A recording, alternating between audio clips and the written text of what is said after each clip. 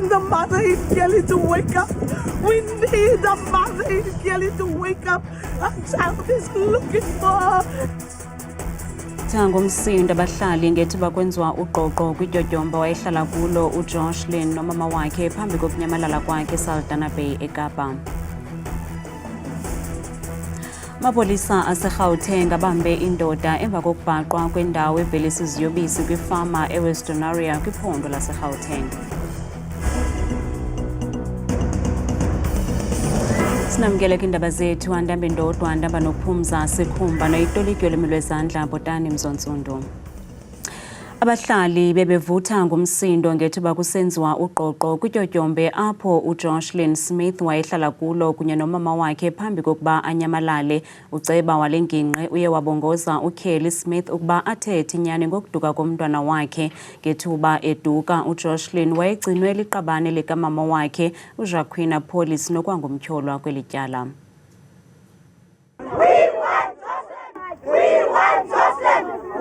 Balugcwabevu ngumsindo abahlali eSaldanha Bay eNtshona Koloni bamemelela kumzali kaJoshlin ukuba makathethe inyani mayelana nokulahleka komntwana wakhe. uJoshlin Smith walahleka kulo nyaka uphelileyo, akukabikho mkhondo nangoku mayelana nokulahleka kwakhe. I just want the mother in Kelly to wake up. We need the mother in Kelly to wake up. Her child is looking for her. Her child is calling for her. Her child is missing. Here, where's the mother? Where's the mother in you? That you can't wake up and say, here, my child is looking for me. Why can't you say my child is looking for me? Your child is shouting, screaming, where's my mommy? You know the heartbroken thing is that that child is looking for no one, not for one of us who's supporting this case. That child where she is looking for that woman called Kelly. How can it be possible? We want the child, look at the community. And it mustn't be Jocelyn, it can be our child also. So we want Jocelyn, or we want justice for Jocelyn. Ukanti abesipolisa bathi baqaphele ukuba lo mama wale ntwazana ayimothusanga kwaphela into yokulahleka komntwana wakhe. I couldn't see she was acting like it's normal for her that the child is not there. Nanjengoko lisaqhuba ityala likaJoshlin, amapolisa nabahlali abakalahli ithemba lokuba baza kumfumana lo mntwana. Amapolisa aseGauteng abhaqe umzi-mveliso weziyobisi kwindawo yaseWestonaria. Iziyobisi ezifunyenwe kulo mzi ziqikelelwa ukuba zixabisa imali engaphaya kwe-10 million zeerandi. Kubanjwe indoda eneminyaka engama-51. Amapolisa athi lendlu sele isebenza iminyaka kwaye akholelwa ukuba iziyobisi eziveliswe apha kulo mzi zibalelwa kwi-200 million rand. We got the person, is a 51-year-old who is the owner. So we estimate, the value of this clandestine drug laboratory 10 million. But one must emphasize that the owner have been staying here not less than 3 years. And then out of that, you could see that the production over that period could be estimated over 280 million. Ukanti ngethuba abakwantsasana begaleleka kule ndawo yokuvelisa eziziyobisi, babambe abarhanelwa ababini nekurhanelwa ukuba banikezela ngezixhobo zokuvelisa eziziyobisi. We have worked systematically to check, because here is tableting, to say who is supplying this powder here where it is being manufactured. Then they have done like entrapment, and ultimately that gentleman have been arrested, who's 49-year-old. Most probably will get the other crime scene other than this. Ukanti akukacaci ukuba esesibini sinabanye abasebenza nabo kusini na. I-arhente yendodla uSASSA eMpuma Koloni ivakalise ukuba ilahlekelwe i-1.9 yezigidi zerandi ngenxa yorhwaphilizo nobuqhetseba ukususela ngo-2022 ukuza kuthi ga ngoku. Le arhente kungoku nje yenza uphando kwiiofisi zayo emva kokubanjwa kwamagosa amathathu kwiofisi esedutywa ngolwesibini efunyanwa nenqwaba yezazisi, iincwadi ezifungelweyo nemali. Namhlanje la magosa anqunyanyisiwe emsebenzini ngelixa kusaqhuba uphando. uNtsikinoyiya uyanaba. Ngamashumi amathandathu anesibini iofisi zikaSASSA ezizinze eMpuma Koloni ngoku ziphantsi kweliso elibukhali ngenxa yezityholo zeziganeko zeminwe emide esele ziphume nodlolwazana. La magosa amathathu siwanqumamisile kule arhente yendodla namhlanje kwaye sidibene nomtshutshisi namapolisa aphandayo. Kukho ubungqina esibuqokelelayo ukwenzela uba eli tyala liqine kakhulu. Le arhente sele iphulukene nenkwenka yemali ngenxa yorhwaphilizo nobuqhetseba. Imali esiyiluzileyo okwangoku umsasazi yi-1.9 million kwaye ke sikwazile ukhusela into yoba ingalahleki enye imali kwiziganeko eziphaa kwi-124. Thina sile arhente ke siyaqhubekeka nee-investigations malunga nalo mcimbi. Utyolo lwemali gwenxa ke luchaphazela izigidi zabantu abaxhomekeke kwisibonelelo sikarhulumente khona ukuze balale betyile. Isiphatha kakubi kuba nti nje kaloku sihluphekile nje nabantwana bethu abasebenzi sincedwa ngurhulumente ngepenshini yobudala bethu. Ngonje siphatha kakubi laa nto kasizawuva kuthiwa imali zethu ziyatyiwa. Ukugaleleka kweziphathamandla kule ofisi kubhentsise izinto eziliqela eziquka amaxwebhu aqulethe iinkcukacha zabantu ebekufanele ukuba ahanjiswe kuNdlunkulu wephondo emva kweentsuku ezintlanu kugqityiwe ukusetyenzwa ngawo. Njengenxalenye yokusiphula neengcambu urhwaphilizo nobuqhetseba kwiiofisi zikaSASSA kweli phondo kukhwetywe oochwephetshe kwimicimbi ephathelene nearhente bajonge kula maxwebhu ahleli kule ofisi kususela ngo-2016 hleze kwamagosa ekudala exhamla ngokungekho mthethweni kwimali yesibonelelo karhulumente.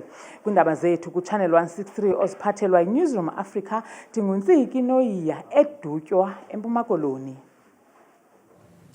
Amalungu epalamente namhlanje abambe ingxoxo-mpikiswano ekhawulezileyo ngokuphathelene norhoxiswa kwenkxaso-mali yamaphulo ezempilo ohlukeneyo kweli lilizwe laseMelika. Le nkxaso-mali ubukhulu becala binceda imibutho engenzi nzuzo kwicandelo lezempilo. Inkokheli ye-EFF uMnumzana Julius Malema uligxeke kakhulu inyathelo lomongameli waseMelika uDonald Trump watsho esithi iMelika ayizokukhethela uMzantsi Afrika abahlobo. After Trump's remarks, the US froze foreign aid globally under the pretext of assessing alignment with the policy outlook. For South Africa, this meant PEPFAR funding of HIV/AIDS response was under threat. On 26 February 2025, the freeze became permanent, terminating funding indefinitely. The US aggression towards South Africa is nothing more than Israel's revenge for our moral stance in support of Palestine. Meanwhile, some of us have been labeled international criminals, a designation used before the West assassinates those who opposed its agenda. We have reduced death by HIV by 51%. And in the instance, we raised life expectancy from 53 years in 2010 to 63 years in 2020. In a decade, we raised life expectancy of South Africans by 10 years. This is unprecedented. Let us be clear, this is economic warfare and unethical medical blackmail, an attempt to strong-arm us into submission because we dare to stand for justice, for land reform, and for restoring the dignity of the oppressed. This is not about aid, it is about power, control by a minority of racist landowners and beneficiaries of colonialism and apartheid over our land and resources, and whether South Africa has the right to determine its own future without external influence. America needs South Africa. South Africa needs America. If we don't work together, both of us shall lose. But South Africa shall lose more. America does not have doctors currently that's out of a job. We have medical students that don't have a job. Worse PEPFAR. Without PEPFAR, it shall be worse. People are going to die. HIV/AIDS is going to kill our people. Mongameli Cyril Ramaphosa uvakalise ukuphoxeka bubume bephondo lase-Gauteng. uRamaphosa wenze la mazwi kwibhunga lesisixeko apho athe wadibana nekomiti yephondo lase-Gauteng ngenjongo yokubeka esweni ukuphucula ukunikezelwa kwenkonzo kweli phondo. Umongameli weli umnumzana Cyril Ramaphosa ubalule ukubaluleka kokuhanjiswa kwenkonzo ezingundoqo eluntwini. uRamaphosa ebesenza intetho yokuvula inhlanganiso nenkokheli zephondo lase-Gauteng kwakunye namalungu ekhabinethi njengenxalenye yenzame zakhe eziqhubekayo zokujonga imingeni ejongene namaphondo kumba wokuhanjiswa kwenkonzo. It is our duty to ensure that these rights are not just enshrined and set out in our constitution, but that they are actively realized through the tangible and impactful service delivery actions that we need to take. Umongameli Ramaphosa uye wanqinelana nenkulubaphathiswa eliphondo umnumzana Panyaza Lesufi ukuba kuhanjwe ngesantya esiphezulu kusombulula ingxaki ezili-13 nezijongene neliphondo. There are recurring problems across Gauteng. Some of these include the issue of governance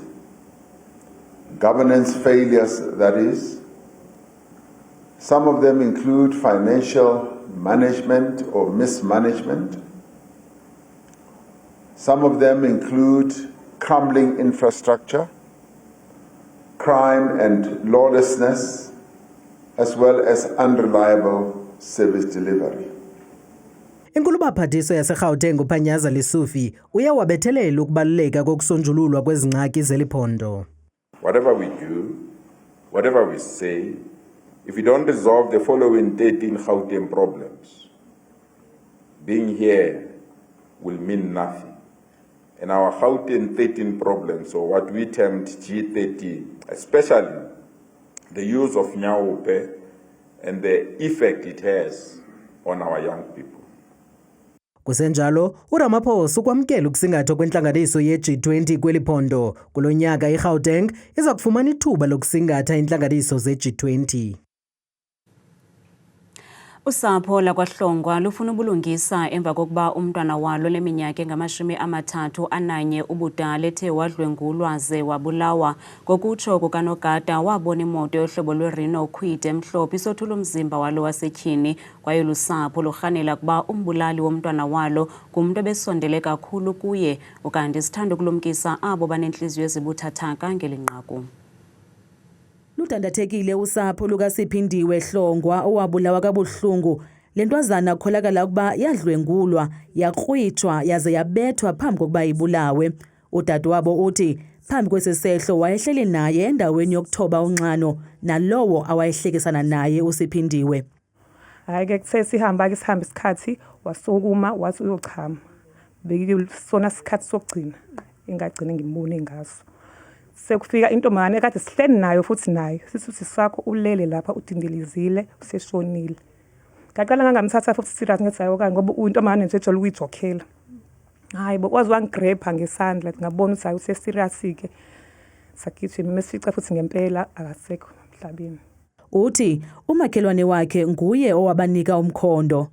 Ngokwemoto ke ngezwe ngosisi wami ethi watshelwa ubhuti wethu lo wayeletha umbiko la ekhaya ukuthi ngicela ahambe eyobheka babone imoto emhlophe ohlobo lwe-Kwid if I'm not mistaken enomugqa omnyama ngenzansi idropha something idrop uyiwisa umuntu kwathiwa ngoba yena ubhuti lo umakhelwane awuhambe bheka ukuthi awumazi yini lo muntu mefika nangempela kusisi wethu ushonile. Usapho luthi lufuna lomkhanelwa ajongane nengalo yomthetho. Lento yenziwe umuntu omaziyo kahle. Kuba isports amshiye kusona, indawo amshiye kusona, uyazi ukuthi isports ajole ukudlula kusona nabantu abamanziyo bahlezi bedlula umgwaqo nje ubhizi. Nokuthi silahlekelwe ke sicela ubulungiswa. Uceba kule ndawo uthi ukunqongophala kwamapolisa kunefuthe ekwandeni kolwaphulo mthetho kule ngingqi. ubugebengu buyanyuka nsuku zonke. Inkinga ke ekhona ukuthi lana sine police station eyodwa ekaMakhutha ekhava indawo eziningi. Much esibona bezama kodwa uyabona ukuthi amaphoyisa amancane kakhulu. Umasipala uthembise ngokubonelela ulusapho ngamalungiselelo omncwabo. Abahlali kwilali yaseHlukuvani kwakunye neenginqi eziyingqongileyo bahlaba ikhwelo kurhulumente waseMpumalanga kuba aphucule iindlela zabo. Uninzi lweendlela kumasipala waseBushbuckridge zikwimeko embi kakhulu kwaye zidala umonakalo kwizithuthi. Okuzana njengoko ikomiti ejongene nenkcitho karhulumente iScopa iye yaveza ukuba imali ngaphaya kwe-10 million zeerandi yahlawulwa kwinkampani ethile yokuba kulungiswe enye yezindlela. Kodwa kunangoku lo msebenzi awukaqali. Takhamuti tasendaweni yaseHlubukani eBushbuckridge tithi lesi simo lesivame kakhulu kulendzawo labahlala kuyo. Bashayeli betimoto kanye nematekisi labafana na Mike Mashaba kubita ukuthi balungise timoto tabo njalo njalo. Lokhu kwentiwa ukuthi imigwaqo yalapha mibi kakhulu kanti-ke idala kulimala kuletimoto. Ngobona manje siyakhanda asazi fanele senze njani umgwaqo awukho igrabuli kuphela. Akukho la uthi uncenga khona uthi yancenga yonke indlela imgodi yonke. Takhamuti tithi tiyaphazamiseka kakhulu kulesimo ikakhulu makukhulunywa ngebhizinisi. Lo mgwaqo usihambise kahle umosha letimoto tethu la. Yabona manje iphulike elivilo. Sizama ukulungisa ukuthi sizokhona kwedrobha sincede abantu. Liqembu le-DA eMpumalanga lithi tikhulu takhulumende tiyasifaka sandla kuloku. Lokhu kulandzela ukuthi kube nembiko lobuya kuleli komiti lelibuka kusetshenziswa kwetimali eMpumalanga lelivete ukuthi sonkontileka lonikwe umsebenzi wekwakha leminyala emigwaqo kulendzawo wabhadalwa imali lelinganiselwa ku-10 million wemarandi ngaphandle kwekuthi ende umsebenzi. Leyo nkontileka yabese iyamiswa ngoba umsebenzi bowungekho esimeni lesikahle. We've registered our dissatisfaction. We've written to the public protector in this regard, and we are hoping that the public protector and the SIU will do what they are supposed to do and chase up on these funds. Litiko letemsebenzi yesive imigwaqo kanye nekutfutsa kulesifundza lithi alikho nani esimeni sekuthi lingaphawula ngaloludzaba kwamanje. Etindzabeni tetfu ku Channel 163 lotiletselwa iNewsroom Africa ngingumweli Masilela eHlubukani eBushbuckridge eMpumalanga. Nansi Mozulu noThabile Makhaphela.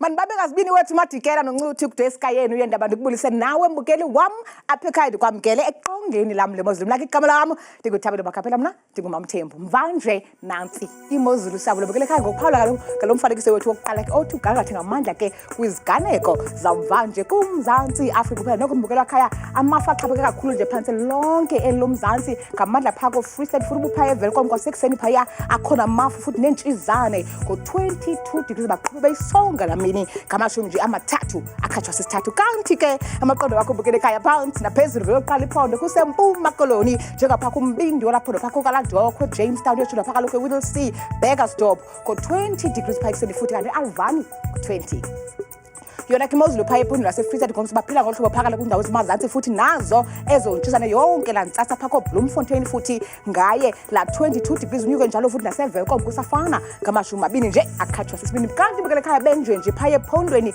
elisentshona koloni ngomso ngamandla phaya enqobeni futhi koFredendal ekseni bevuswa ngu-17 degrees naphaya eWorcester kucoke kamandi ekseni ngeshumi nesibhozo benjwe nje ke phaya ephondweni laseNorthern Cape ngomso ngamandla kwindawo ethanda ukuphakama kwalaphondo phaya koKurumane umzelo kwasekuseni futhi bevuswa ngamashumi amabini nje banesithathu napha kumantla namazantsi koKimberley ko-24 chunam kokubanzi njengoke phaya ephondweni laseNorthwest ngomso bukele ekhaya kwindawo ezikwempuma ngamandla phaa koBloemhof phaya ekuseni futhi qabaqaba njengamafu ko-21 naphaya eKlerksdorp ko-20 ngamafu Rustenburg kuyanetha ekuseni ko-21 yona ke imozulu phaa ephondo laseGauteng bukele phaa ngamazantsi futhi phaa Carltonville kwasekuseni phaa futhi kusibekele impela nenkungu ingaba khona phaa ngo-19 ngokufana nqwa ke lapha ko-Springs kwasekuseni futhi lelashumi nje elikhathwa sisithoba mbukele ekhaya siyanyuka ngokujonga ngokubanzi phaa kumantla futhi ephondweni laseLimpopo ngamandla indawo eziphakame zelaphondo njengaphaa koMosina futhi ekuseni bevuswa ngo-24 bayiqhube ke beyisonga emini kukuhle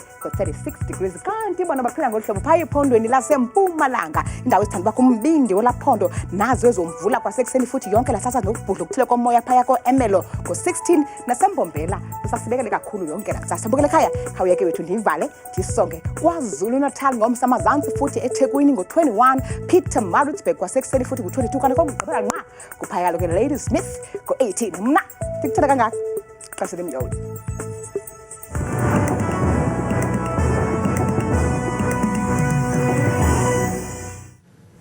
kamnandi mawethu.